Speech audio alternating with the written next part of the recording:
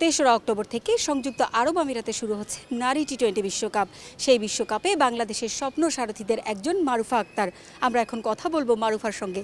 মারুফা, কেমন আছেন? আলহামদুলিল্লাহ ভালো। আপনি ভালো আছেন?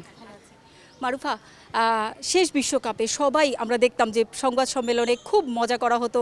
সবার আগ্রহ ছিল যে মারুফাকে, কে এই মারুফা? আপনার বোলিং নিয়ে সবার মাঝে একটা অন্যরকম একটা অনুভূতি কাজ করতো। তো সেই বিষয়টা কেমন আপনাকে অনুপ্রাণিত করবে এই বিশ্বকাপে?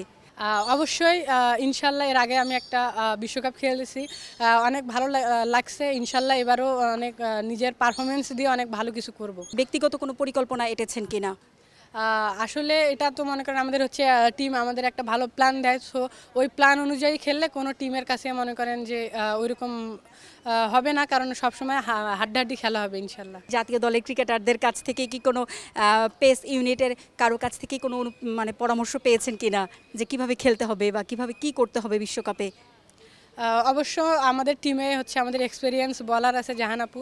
তো আমার হচ্ছে বোলিংয়ে যদি ছোটোখাটো ভুল হয় তো তখন আমাদের হচ্ছে ওই ভুলটা দেখা দেয় জাহান আপু। আর আমাদের এখন হচ্ছে নতুন পেস বলার কোচ আসছে তালহা স্যার, উনি অনেক ভালো মানে শিখাচ্ছেন, অনেক ভালো লাগতেছে। যে আপনার মতো তৃণমূলে যেসব নারী ক্রিকেটার আছেন তাদের জন্য আপনি কি পরামর্শ দেন এবং তাদেরকে কিভাবে অনুপ্রাণিত করেন?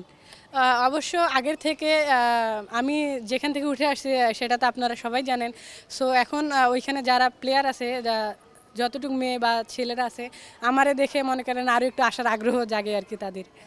তাদের জন্য আপনি কি পরামর্শ দেন? তাদেরকে কিভাবে কোনো অনলাইনে বা সামনে গিয়ে তাদেরকে কোনো টেকনিক শেখান কিনা? আমি সবসময় বলি যে হচ্ছে মনের শক্তি বড় শক্তি, তো এটাই ধরে রাখলে আর কি অবশ্যই সব কিছুর সাকসেস আসে, এটাই বলি। বিশ্বকাপেও কি এই শক্তিটা নিয়ে যাচ্ছেন কিনা? অবশ্যই ইনশাআল্লাহ, দোয়া করবেন। প্রাইজ মানিটা সমান হয়েছে, এটাকে কেমন দেখছেন আইসিসির এই উদ্যোগটাকে? অবশ্যই এটা অনেক ভালো লাগতেছে, কারণ মনে করেন সব কিছু সমান সমান হচ্ছে, সো আমাদের টার্গেটটাও ভালোভাবে পূরণ করতে হবে আর কি। একটা ক্রীড়াঙ্গনে একটা ইতিবাচক দিক আসছে যে সবাই ছেলেরা জিততেছে, সবাই ভালো করতেছে। তো এই অনুভূতিটা কি বিশ্বকাপে কাজে দেবে কিনা? অবশ্যই দিবে, কারণ আমরা হচ্ছে সেখানে একটা ভালো রেজাল্ট করার জন্যই যাচ্ছি। ইনশাল্লাহ ভালো কিছু হবে। Thank you. আমাদের সঙ্গে ছিলেন মারুফা আক্তার। তিনি বাংলাদেশ পেস ইউনিটের গুরুত্বপূর্ণ সদস্য। তার কাছে প্রশ্ন ছিল যে কেমন পারফরমেন্স করবে বাংলাদেশ দল।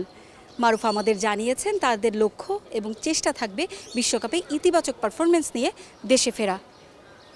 পারভিন আক্তার, সময় সংবাদ, ঢাকা।